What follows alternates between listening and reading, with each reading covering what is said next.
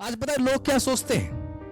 लोग ये सोचते हैं कि जो व्यक्ति आज अच्छा दान दे रहा है वो पवित्र आत्मा से भरा हुआ है। आज लोग सोचते हैं कि जो व्यक्ति डेली चर्च जा रहे हैं वो पवित्र आत्मा से भरा हुआ है।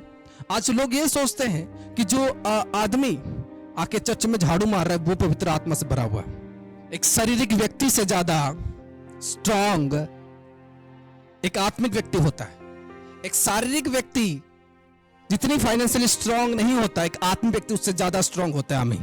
वो कहता है जैसे मेरी हर एक बातें मेरी आत्मा जानता है, उसी तरह परमेश्वर की आत्मा अगर मेरे अंदर है तो मैं परमेश्वर की हर एक बातों को जान सकता हूं, मैं परमेश्वर की हर एक जरूरतों को समझ सकता हूं। आमीन।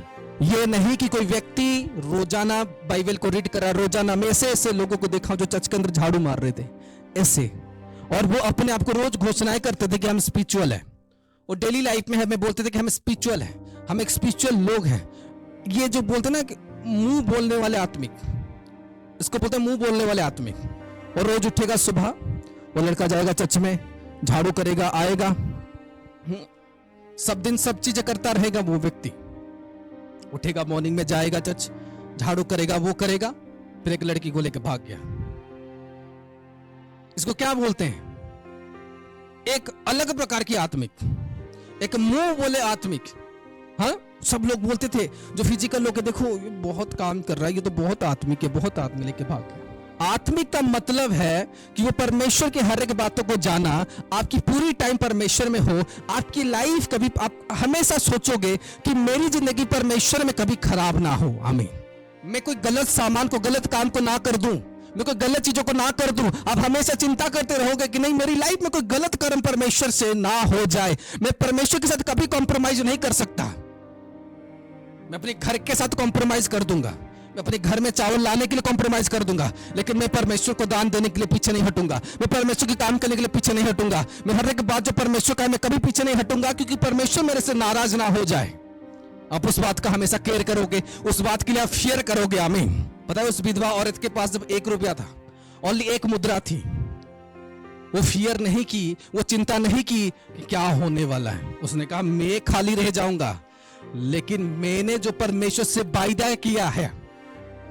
जब आप आत्मिक वे में हो, जब एक आत्मा के लिए भाग रहे हो, आप कभी भी अपने लाइफ पर सेल्फिश नहीं हो सकते। हालेलुया। आप हमेशा सोचोगे, आपकी पहली सोच रहेगी परमेश्वर, आपकी लास्ट थिंकिंग होगी परमेश्वर। आमीन। आपकी जीवन की पहली दौड़ होगी परमेश्वर, आखिरी दौड़ होगी परमेश्वर। आप मृत्यु से पहले अपने आप कैसे प्रिपेयर कर दोगे कि परमेश्वर आपको मृत्यु से पहले स्वर्ग दिखाना शुरू कर देगा। आमीन। हालेलुया। आज बहुत सारे ऐसे लोग आपको देखने को मिलते हैं जो मरने से पहले स्वर्ग तक विजिट करते हुए आए, क्योंकि उन्होंने अपने आप को वैसा बनाया है। उसने कहा जैसे मैं अपनी बातें जान सकता हूं, इंसान अपनी बात उसकी आत्मा जान सकती है। इसलिए परमेश्वर की गूढ़ बातें, जो सीक्रेट वर्ड्स है, जो परमेश्वर की सीक्रेट चीजें हैं, वो बिना आत्मा के उसके आप जान नहीं सकते, क्योंकि वो आत्मा परमेश्वर की ओर से आपके पास आती है। और गॉड एक आत्मा है। परमेश्वर का वचन कहता है वो भी एक स्पिरिट है। God is a spirit.